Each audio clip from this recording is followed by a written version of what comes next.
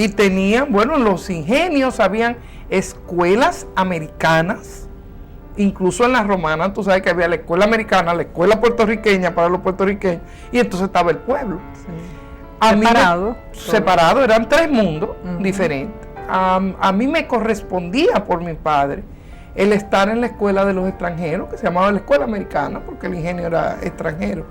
Pero mi madre es una mujer de piel oscura, de piel negra, con un pelo muy lacio, muy bello, pero mi mamá es una persona que para un americano del sur es una negra, y los profesores de esa escuela eran norteamericanos del sur. Entonces todos los que éramos de esa mezcla de extranjeros con dominicanos, y si la mamá era oscura, mucho más razón, había una discriminación tremenda. Estábamos ahí, pero muy discriminados. Entonces eso también, yo a veces cuando me veo en situaciones difíciles, yo siempre digo, pero sí, de cosas peores he salido yo. o sea, eso pero se abrirían muchas heridas en esa niñita por el hecho de ser víctima de esa discriminación. Que se cerraban y no hacían mayores estragos por el estilo de educación que tenían papá y mamá, que era un estilo muy integrador de estas cosas, y donde papá y mamá nos enseñaban con sus ejemplos y con el trabajo que ellos hacían en la casa, de que eso eran cosas que no eran correctas y que realmente nosotros éramos personas muy valiosas. Oye, qué avanzado, porque en esa época no existían esos tratados de psicología como ahora, ¿verdad? No, pero no te creas que mi mamá tenía un librito que el otro día hubo que botarlo con dolor en el alma, pero era un librito que mi mamá compró en los años 30, cuando tuvo sus primeros hijos. Pues yo vine más adelante, para que no me calcule. Más adelante. Más adelante, varios años después. Y me acuerdo como ahora que eran unos libritos que se llamaban Tus hijos, de Constancio C. Vigil.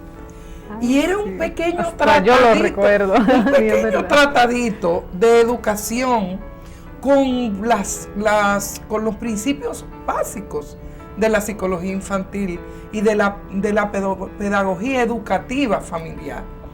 Entonces mamá era de la que leía todo eso, y ella vivía críalo como rico y lo empobrecerás, críalo como pobre y lo enriquecerás. O sea, que era interesante, muy interesante. Ana, vamos a pasar ahora a la parte profesional. Tu primera actividad profesional propiamente dicha, ¿cuál fue? Y por las diferentes etapas que fuiste pasando hasta caer ahora en Creciendo y tu trabajo en el Consejo Nacional de Drogas. Mira, yo empecé a trabajar como maestra de inglés a los 16 años. En tercero de bachillerato, yo salía del liceo a la 1:00 iba, comía en el colegio de las monjas, en la romana, y las mismas monjitas me contrataron como su profesora de inglés. Pero usted era muy destacada, ¿qué tan joven? Óyeme. Entonces yo le daba clase de inglés a 7º y 8º, con alumnas más viejas que yo, algunas. Y todavía esa muchacha cuando me dice, ella fue mi maestra, digo, sí, pero dile que tú eras más vieja que yo. Aclara. Entonces yo llevo el magisterio en la sangre, o sea, siempre me ha gustado dar clase. Yo no me hice profesional hasta después de casada, con un hijo grande ya. Mi hijo tenía 7 años cuando yo entré a la universidad. Y fue en la extensión de la UNFO, en la romana, cuando llevaron allá la extensión. Empecé a estudiar pedagogía porque quería estudiar psicología, pero no llevaron psicología, sino que llevaron solo educación.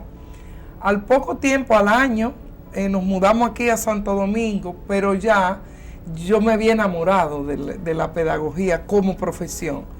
Y la terminé, y todos mis estudios de posgrado luego los hice en el área de psicología. Maestría, posgrado, todo lo he hecho en psicología. Pero el trabajo, todo tiene la base en enseñar a la gente. Aún los procesos terapéuticos, los procesos psicoterapéuticos son procesos educativos, son procesos de reeducación, de la persona reencontrarse internamente y reeducarse a sí misma para desarrollar nuevos hábitos, nuevas actitudes ante la vida. Yo he trabajado mucho, me gusta mucho trabajar. Yo le pido a la vida, le pido a Dios que mantenerme lúcida, mantenerme activa hasta el día que yo me muera. Aunque no trabaje por dinero, no trabaje por obligación, pero que me pueda mantener activa, porque la verdad es que la actividad productiva, la actividad de servicio educativo, yo creo que es mi vida, es la sangre que corre por mis venas. ¿Te gusta? Y lo haces bien. Dicen tus amigos que tú eres sinónimo de eficiencia. Me encanta, me encanta. Y tengo un problema con esto, porque yo empiezo a trabajar cansada y a medida que voy trabajando me voy animando tanto que cuando termino de una jornada, de un día de trabajo, lo que quiero es seguir fiestando. Wow. Porque me energizo, claro, pero eso se vuelve en contra mía, porque me voy agotando. Sin darte cuenta, le sacas más a tu cuerpo más de lo que debía. Pero eso es una manifestación de la forma en que disfrutas tu trabajo. Yo le he dado clase a niños pequeños, instalé el preescolar de la escuela Abraham Lincoln en La Romana, cuando era ya todavía una joven mujer, mamá casada, en el Central Romana. Después trabajé en el Colegio Santo Domingo, aquí cuando me mudé aquí en el 72. Instalé en San Pedro de Macorís el Centro de Servicio Psicopedagógico cuando volví a vivir a San Pedro en el 76.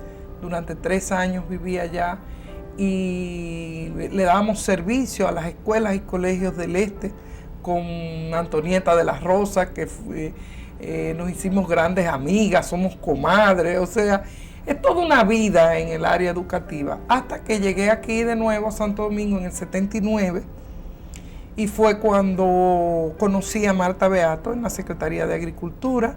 Ahí empezamos a trabajar juntas con programas de adiestramiento al personal, y dada la química tan buena que se dio y el estilo de trabajo que teníamos tan complementario, montamos a Creciendo en el 80 hasta hoy, como dirían la gente, hasta el sol de hoy.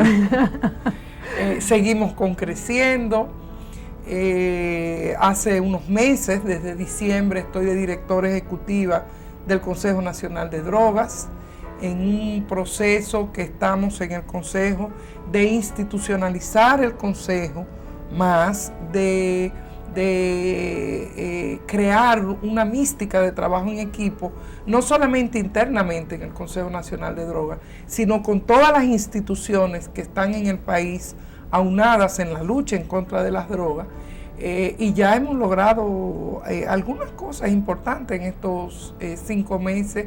Ya tenemos formado lo que se llama la Fuerza de Trabajo Interinstitucional, que es un grupito de 10 personas, representantes de diferentes instituciones públicas y privadas que trabajan en la lucha contra las drogas, y a ese comité le tenemos lo que se llama el FTIE, la Fuerza de Trabajo Interinstitucional Extendida, que son 25 personas más que están integradas a este proceso, donde estamos unificando los esfuerzos en el país en la lucha contra la droga. Yo estoy muy entusiasmada con este proyecto, no es fácil.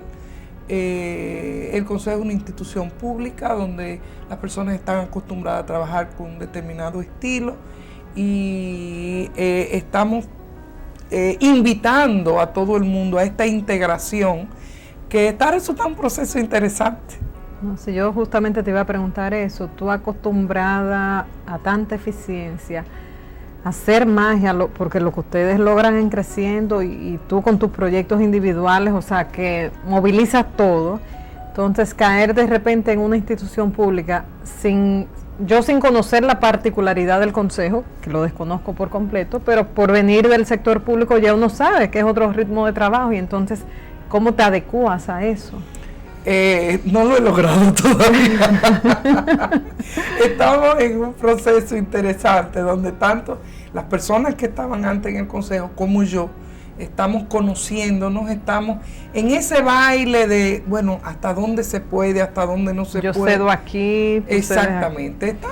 Pero yo creo que estamos avanzando y yo tengo mucho entusiasmo, ¿tú entiendes?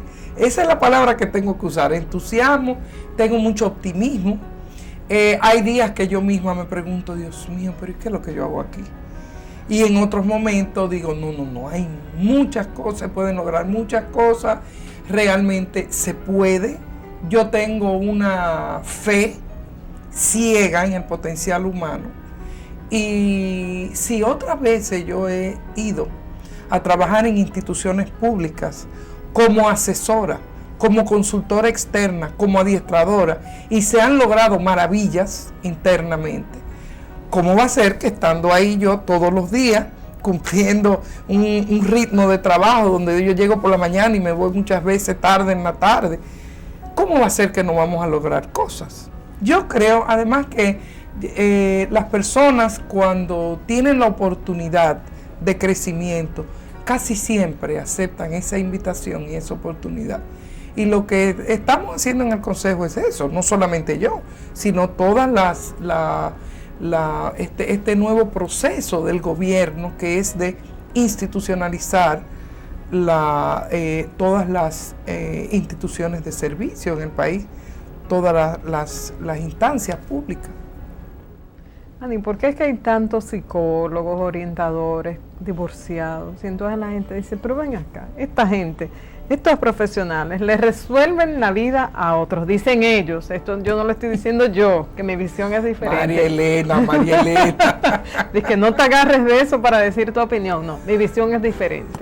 Pero la mayoría de la gente dice, estos profesionales resuelven la vida a los demás y ellos entienden que ustedes no saben resolver su vida. Y parten de eso por el hecho de estar divorciados. ¿Y cuál es tu pregunta? Mi pregunta es, ¿cómo es posible que una persona, por ejemplo, en AT, en análisis transaccional, se habla de que los diferentes roles deben estar como armonizados? O sea, sí, que una persona debe tener su vida de pareja bien, su vida de profesional bien, y los otros dos, la parte social bien, y el cuarto que me falta. Vida de trabajo, vida social, vida familiar y vida de pareja. Ah, todo en orden. Entonces, en tu caso, además, su área mental y emocional, su área física y su área social. Entonces, digamos, bueno, pero Ani no tiene su vida de pareja bien. ¿Y entonces? ¿Quién te ha dicho a ti eso? Preguntas, traen preguntas. Eso es muy interesante. Yo me río mucho. Ahora puedo hacerlo. En los primeros años después de mi divorcio era muy triste cuando las personas me decían eso y me dolía inmensamente.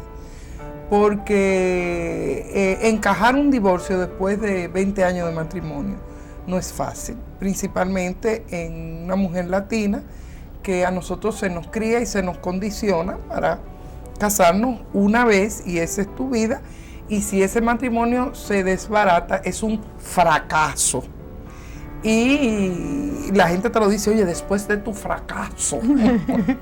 O si no, van a la consulta y dicen, sí, porque ya yo he fracasado 2 veces.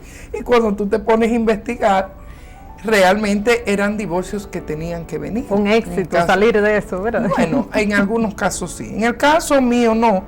En el caso mío fue producto de una situación que no supimos manejar, mi ex marido y yo, que ahora mirando atrás uno dice, bueno, lo hubiéramos manejado diferente y quizás se hubiera salvado, pero cuando yo veo la vida de él, casado de nuevo, con una persona muy valiosa, con la cual tengo muy buena relación, y con la cual su hijo entra a mi casa como hermano de mis hijos y mi hijo va a la casa de su padre y yo se lo dejo con toda la tranquilidad. Mi hijo menor, que todavía cuando ellos se casaron era un niño.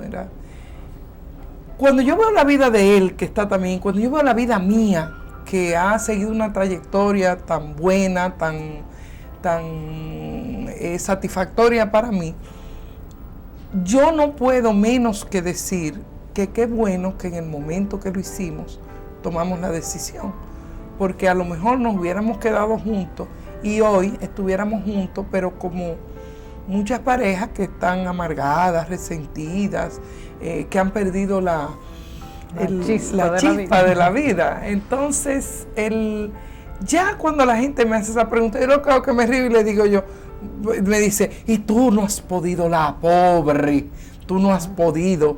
Estás sola. Sí, estás sola. Entonces, yo estoy soltera, pero eso no necesariamente quiere decir que yo estoy sola. Y ya yo sé que con esa carcajada me dices, no preguntes más, es verdad. Yo no me tengo que meter. Lo que quiero decir es que la vida de pareja es un renglón que uno puede tener lleno satisfactoriamente, aunque no esté casado y aunque no tenga un compañero o una compañera, en el caso de una relación tradicional. Entonces, yo creo que es preferible uno estar solo que mal acompañado. Y eso lo decían las abuelas y las bisabuelas. O sea que yo no estoy diciendo nada nuevo, ni nada novedoso. Solo en el sentido de un matrimonio tradicional. Pero eso no quiere decir que las personas no tengan su vida afectiva resuelta, su vida afectiva en un nivel satisfactorio. ¿Y de tus hijos, Ani? Háblame de tus hijos. Ay, mis hijos. Mucha gente no sabe que yo tuve 4 hijos y que a mí se me murieron 2 hijos muy pequeños, o sea, y que parte ¿Pequeños de meses? No, a mí se me murieron 2 bebés después de nacido. Uno con 2 días y otro con 1 día, con una hembrita. Dolorosísima la experiencia, me imagino. Muy dolorosa la experiencia, y más que yo tenía todas los indicadores de que yo iba a ser una mujer paridora, que me iba a llenar de hijos. Me encantan los niños. Pero ¿cuántas experiencias tú has tenido, Ani? Eso es para escribir una novela. Bueno, muchacha. Óyeme, sí, pero de verdad uno no se cansa de oír. Escríbelo, que sería un éxito. Bueno. Anímate. Eso fue muy doloroso, porque fue en los primeros años de mi matrimonio. Yo tuve mi primer hijo con 18 años y ese está bien, ese está casado, tiene ahora... Es el que está en los cursos. Ese es el que está dando cursos conmigo, da un curso que se llama Calidad y Efectividad en las Negociaciones, ingeniero químico, es un muchacho que yo quiero mucho. Me pongo de mamá lechuza inmediatamente. Casado, tiene 4 hijos, yo tengo 4 nietos. Wow. Y tuve un gran vacío en 11 años, donde que es la diferencia entre mis 2 hijos, porque en esos 11 años, 2 años después de Jaime, vino otro varón, y 2 años después, o sea, 4 años, vino una hembrita. Esos fueron los 2 que murieron. Y no podía yo tener más hijos. Todos los indicadores médicos eran que era muy peligroso, que yo no podía tener más hijos, que tenía que esperar 5 años. Esperé 5 años, y cuando ya se suponía que podía volver a intentarlo, tuve un problema de salud que me prohibieron embarazarme. Entonces, en esa época Jaime y yo teníamos una vida cristiana muy activa, pertenecíamos a una comunidad de base, y nos pusimos en oración para pedir iluminación de qué hacíamos, si intentábamos ese otro embarazo o no lo intentábamos, y la conclusión fue no intentarlo. Pero papá Dios parece que quería que tuviéramos ese hijito, porque a los pocos meses de esa decisión tomada muy profundamente, muy seriamente, yo quedé embarazada. Por obra y gracia del Espíritu Santo. No, por obra y gracia de Jaime Borbón. pero fue sin buscarlo, o sea, seguimos haciendo exactamente lo que teníamos 5 o 6 años haciendo, y sin embargo quedé embarazada. Entonces vinieron las juntas médicas, que yo no podía tener ese hijo y que un aborto terapéutico, todo eso, y nosotros nos negamos. Y yo me acosté 8 meses para tener mi muchachito, que hoy es este año, a fin de año, se gradúa de ingeniero electrónico en la UCAMAIMA. Wow, tú de Riengue junto con el otro. Con el otro, de Riengue. mis dos de Riengue, ese es Ricardo.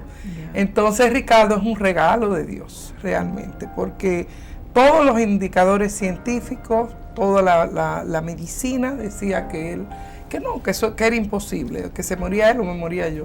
Estamos los dos aquí, hemos dado mucha agua que beber. Y felices. O sea, que tienes tus 2 hijos y mis los 2 4 hijos, nietos. mis 4 nietos, tengo mi mamá viva, tengo una hermana aquí, 2 hermanos fuera que viven en Estados Unidos. Y mucha gente que te quiere, ¿verdad? Tengo muchos hijos postizos. Sí. Una de las cosas que yo hice en un periodo, en un momento de mi vida, hace como unos 4 años, 5, que me quité un poco ese aire de mamota que yo tenía, porque se me pegaban demasiado hijos postizos. Pero si tú quieres de eso te hablo cuando tú me lo indiques. Así mismo. Yo quiero hablar tantas cosas contigo, Ani. Por primera vez siento como la presión del tiempo. Me quedan 5 minutos y quiero aprovechar, así que te voy a lanzar varias preguntas. Quiero que me explique eso de que te quitaste ese papel de mamota, pero también que me hables un poquito de tu proceso de crecimiento. Es tan lindo verlas a ustedes a veces en papel de alumna, cuando uno está haciendo cursos o con expertos extranjeros que vienen, o con compañeras. Por ejemplo, tú te pones de alumna de Marta, o Marta alumna tuya. Es tan lindo ver eso y ver cómo ustedes participan como una persona más. Entonces me gustaría que me conjugaras las dos cosas. Te quitas el papel de mamota y tu proceso de crecimiento. Fíjate qué pasa. Yo, cuando mi hijo Ricardo, el más pequeño, estaba en el último año de bachillerato, yo me di cuenta que en el año siguiente mi hijo se iba de mi casa, porque mis 2 hijos quisieron ir a estudiar a Santiago, el pueblo de su padre, y a la UCAMAIMA, allá porque esa es la universidad que a ellos les gusta. Entonces yo me di cuenta que yo podía correr el peligro, parte de la cultura, de vivir el síndrome de nido vacío, y yo agobiarme más, cargarme más de personas que necesitan figuras parentales, y yo siempre resolviéndole problemas a otros. Entonces me vino la maravillosa idea de solicitar una beca, competir por una beca en la embajada americana. Me la gané en el país, me la gané fuera, porque hay que competir 2 veces. Y ese año que mi hijo se fue a la universidad, yo me fui 15 días antes para una universidad en Estados Unidos. Y ese año, en Estados Unidos, en la Universidad Johns Hopkins, yo en jean, montándome una guagua amarilla que decía Boss, School Boss. Ese año... No te voy a decir lo que estoy pensando, porque no es publicable. Esa expresión de pero usted tiene, ¿verdad? Medio machista la expresión, pero...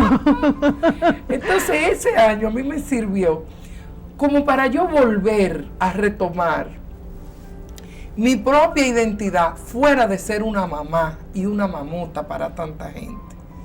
Y la importancia de retomarme en esta segunda etapa de mi vida, que coincidía también en una edad en la cual las mujeres tenemos o que renovarnos para vivir esa que se llama la tercera edad, ¿verdad?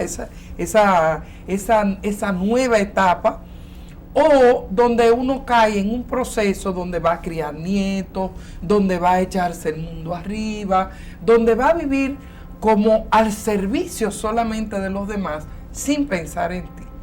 A mí me hizo mucho bien irme ese año, porque ese año fue de mucho crecimiento, y creo que lo pude hacer como producto de ese proceso de renovación permanente en que nosotros vivimos en creciendo. Porque la escuela psicológica a que pertenecemos Marta, mi socia, y yo, que es la escuela de análisis transaccional, para tú poder optar por el título, por tú presentar un examen frente a un board internacional que te califican para ser analista transaccional, tú tienes que hacer X número de horas de terapia y de crecimiento personal. Y eso fue una bendición para mí. Porque quizás de otra manera a lo mejor no hubiera hecho toda la terapia que he hecho a lo largo de mi vida. Y eso me ha permitido, en un país donde no se acostumbra aquí a los terapeutas a exigirle terapia, porque en los países desarrollados se le exige.